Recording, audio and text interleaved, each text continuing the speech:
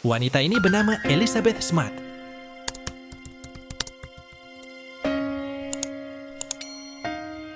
Cerita ini mengisahkan tentang kisah nyata Elizabeth Smart yang menjadi korban penculikan. Kisah ini terjadi pada tanggal 5 Juni 2002. Pada malam itu, Elizabeth yang masih berusia 14 tahun diculik oleh seorang pria yang tak dikenal. Pria itu masuk ke kamar Elizabeth yang tengah tertidur lelap bersama adiknya, yaitu Mary Catherine. Penculik itu mengancam Elizabeth menggunakan sajam agar ia tidak berteriak. Diam-diam pria itu pun membawa kabur Elizabeth. Ternyata Mary mengetahui kejadian tersebut karena sebenarnya Mary tidak tidur. Namun untuk keselamatan kakaknya, dia pun pura-pura tidur. Saat di jalan Elizabeth melihat mobil polisi, dia pun langsung berteriak meminta tolong. Namun, penjahat itu mencegah Elizabeth. Ia mengancam akan membunuh sang adik kalau sampai Elizabeth berteriak. Kemudian, penjahat itu membawa Elizabeth masuk ke dalam hutan. Setelah masuk jauh ke dalam hutan, mereka pun sampai ke tenda di tengah hutan. Ternyata, di sana sudah ada wanita bernama Wanda, istri dari penculik itu. Wanda membawa Elizabeth ke dalam tenda dan menyuruhnya melepaskan semua pakaian yang Elizabeth gunakan. Wanda juga menyiapkan jubah putih seperti yang dia gunakan dan menyuruh Elizabeth menggunakannya. Elizabeth sempat menolak untuk membuka pakaian dalamnya, tetapi dia terus dipaksa oleh Wanda.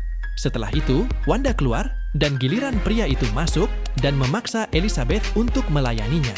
Dia berkata, kalau Elizabeth sudah disegel di dunia dan akhirat untuk dirinya, pria itu juga mengatakan mereka harus menikah malam itu juga. Tapi Elizabeth menolaknya. Elizabeth mengatakan kalau dirinya masih terlalu kecil untuk menikah, tetapi penculik itu tidak peduli dengan perkataannya, dan Elizabeth pun tidak bisa berbuat apa-apa. Keesokan harinya, Elizabeth terbangun dan mendapati kakinya yang sudah terikat dengan kawat. Elizabeth pun berusaha membuka gembok tersebut menggunakan peniti yang tertempel di bajunya. Namun, usahanya sia-sia karena dia tidak bisa membukanya. Peniti itu membuatnya teringat pada sang ibu yang sangat mencintainya. Di luar tenda pria itu dan istrinya berdoa bersama. Mereka mengatakan kalau Elizabeth beruntung karena sang penculik mengklaim bahwa dirinya adalah utusan yang telah menyelamatkannya dari dunia ini. Saat itu Elizabeth baru menyadari kalau orang itu adalah orang yang pernah diberi uang oleh ibunya. Tak hanya itu, pria itu juga pernah dipekerjakan oleh ayahnya di rumah. Pria itu bernama David Michel, atau biasa dipanggil Immanuel. Dia adalah seorang tunawisma yang tinggal di hutan dengan istrinya. Elizabeth pun bertanya pada mereka, kenapa mereka tega melakukan itu padahal keluarganya sudah baik kepada mereka. Immanuel pun mengatakan kalau mereka mendapat perintah dari Tuhan untuk melakukan semua ini. Dari perkataannya, bisa dikatakan kalau mereka adalah orang dengan gangguan jiwa. Apa yang ia katakan selalu mengatasnamakan agama. Di hari berikutnya, di malam harinya, Immanuel kembali memaksa Elizabeth bercocok tanam di depan sang istri. Lalu pada keesokan harinya, Elizabeth yang masih dalam keadaan terikat dan tidak menggunakan sehelai benang pun, terus diberikan pemahaman sesat oleh Immanuel. Dengan dalih, semua yang dia katakan itu perintah dari Tuhan. Elizabeth bingung apa yang harus ia lakukan.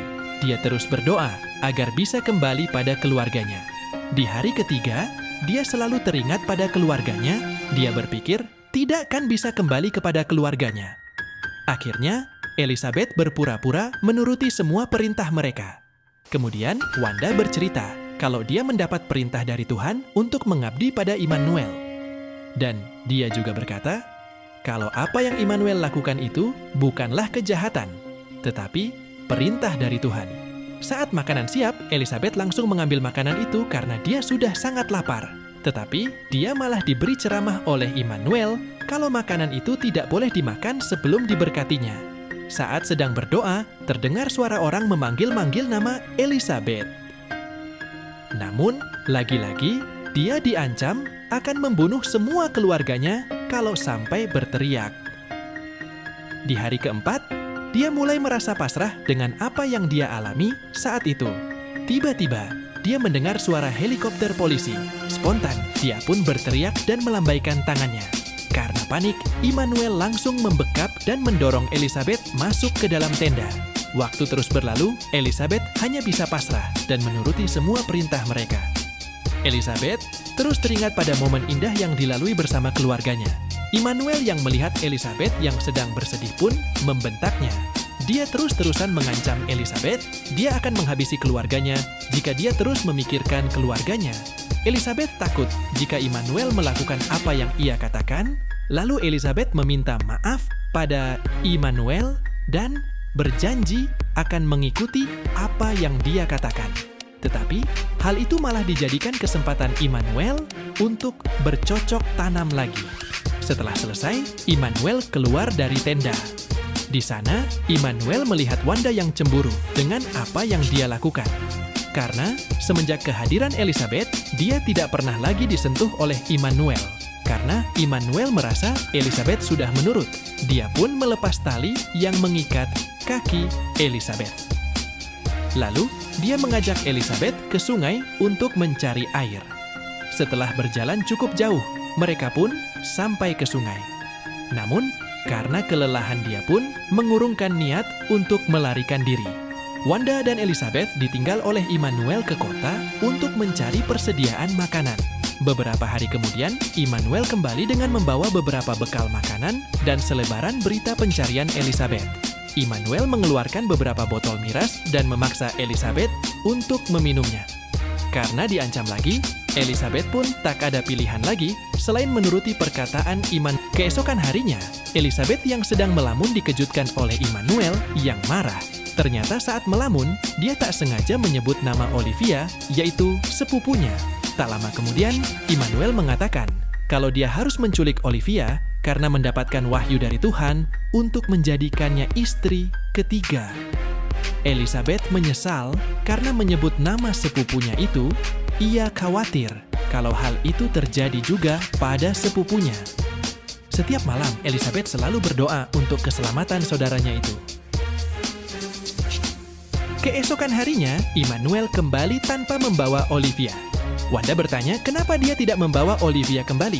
Lalu Immanuel mengatakan kalau dia tak sengaja menjatuhkan vas bunga saat akan menculiknya dan membuat semua orang terbangun. Dia pun segera berlari dari rumah Olivia lagi-lagi. Immanuel menggunakan nama agama. Dia mengatakan bahwa Tuhan telah mengubah takdirnya untuk memperistri Olivia. Malamnya Elizabeth mengetahui kalau suami istri itu sudah mabuk, dia pun mencoba melarikan diri. Tapi ternyata aksinya diketahui oleh Immanuel. Lalu dia langsung membawa Elizabeth kembali ke tenda untuk bercocok tanam lagi. Hari-hari terus berlalu, mereka terus terlibat pertengkaran karena Immanuel sering pulang tanpa membawa makanan. Padahal mereka sudah kelaparan dan terkadang seharian belum makan. Karena tidak memiliki makanan, mereka bertiga pun memutuskan untuk pergi mencari makan ke kota. Ini sebenarnya adalah kesempatan Elizabeth untuk pergi. Namun, dia takut dengan ancaman Immanuel. Saat sampai di supermarket, Immanuel mencuri beberapa makanan. Sebenarnya aksinya itu diketahui oleh laki-laki penjaga supermarket. Namun, bukannya melaporkan ke polisi, dia malah mengundang mereka bertiga ke pesta malam nanti. Saat dalam pesta, seorang wanita berbicara menawarkan bantuan pada Elizabeth. Namun, Wanda langsung menarik Elizabeth dan Immanuel yang sedang merayu perempuan untuk pergi dari sana. Di hari ke-92, Immanuel mengajak mereka ke perpustakaan. Di sana, orang-orang melihat mereka dengan tatapan aneh. Saat Immanuel merencanakan untuk berpindah dengan melihat peta, tiba-tiba ada seorang detektif datang. Detektif itu meminta izin untuk membuka cadar Elizabeth. Tapi Immanuel mengaku kalau Elizabeth adalah anaknya, dan dia telah disucikan dan tidak ada satupun orang yang boleh melihatnya. Elizabeth hanya bisa terdiam karena terbayang-bayang dengan ancaman Immanuel. Immanuel menambahkan kalau agamanya tidak memperbolehkannya. Setelah lama berdebat, akhirnya sang detektif pun menghargai keputusannya dan pergi dari sana. Memasuki hari ke-97, mereka menaiki bis untuk pindah ke California. Semakin pupuslah harapan Elizabeth untuk bertemu keluarganya kembali. Semakin jauh dia berada, semakin banyak juga orang yang tidak mengenalinya. Kemudian mereka mendirikan tenda di kaki Bukit Santiago, California. Namun keadaan di sana tidak jauh berbeda dari tempat sebelumnya. Justru ini lebih parah lagi, karena tanahnya gersang membuat mereka kesulitan untuk mendapatkan air dan juga makanan. Lalu di malam Natal, mereka pun pergi ke kota hanya untuk mendapatkan belas kasihan orang agar ada yang memberinya makanan. Di hari ke-192, ada seorang pria datang menuju ke tenda mereka. Sementara, di balik tenda Immanuel sudah bersiap akan membunuh Elizabeth jika dia berteriak meminta bantuan. Pria itu terus memanggil-manggil, namun karena tidak ada jawaban dia pergi dari sana.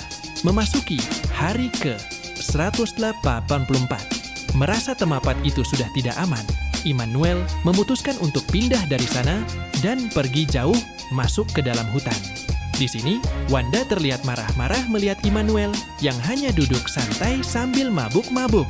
Sedangkan persediaan makanan mereka telah habis. Wanda pun mengancam akan bundir jika dia tidak segera mencari makanan. Dan mau tak mau, Immanuel pun pergi ke kota untuk mencari makanan.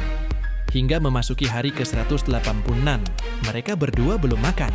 Sedangkan Immanuel sendiri juga belum kembali dari kota. Di hari ke-191, dan sudah 1 minggu lamanya Immanuel meninggalkan mereka. Tidak hanya makanan yang habis, kini minuman pun sudah tak ada yang tersisa. Keadaan ini hampir saja membuat mereka berdua mati kelaparan. Bahkan, Elizabeth mengubur dalam-dalam harapan untuk bisa kembali dengan keluarganya. Namun lagi-lagi, ingatan tentang keluarganya, canda tawa, kehangatan, dan kasih sayang dari mereka yang sangat mencintai Elizabeth. Itu semualah yang tetap menguatkan Elizabeth sampai saat ini. Pada suatu malam, sebuah keajaiban datang. Saat itu, hujan turun dengan sangat deras. Tentu hal itu membuat mereka sangat senang. Setidaknya mereka bisa minum dan menambah tenaga. Dan Elizabeth pun meyakini bahwa turunnya hujan merupakan sebuah petunjuk dari Tuhan. Keesokan harinya, tiba-tiba Immanuel pun kembali dari kota.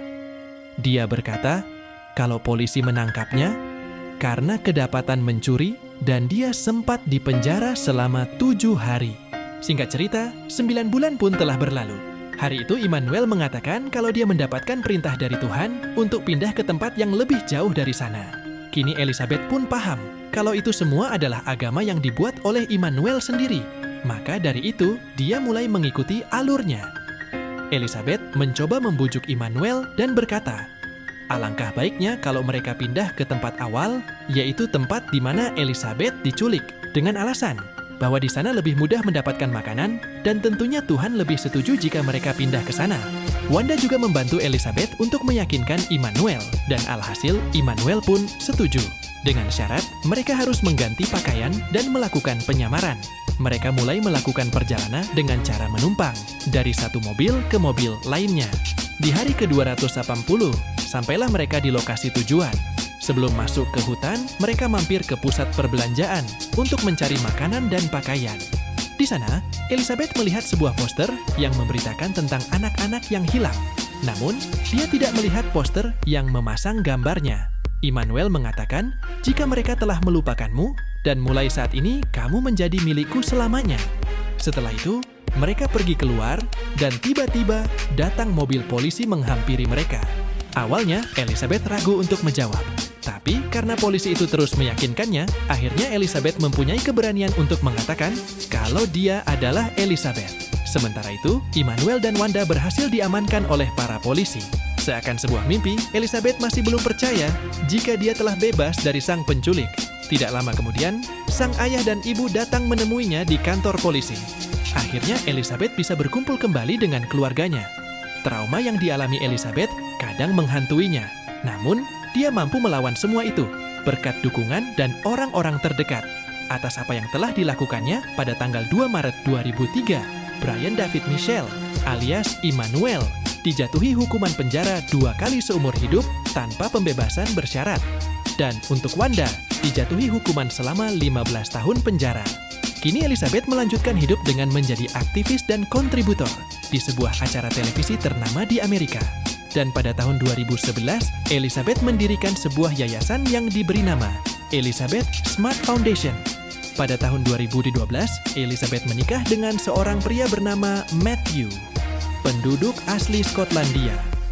Dan kini, dia telah dikaruniai 3 orang anak.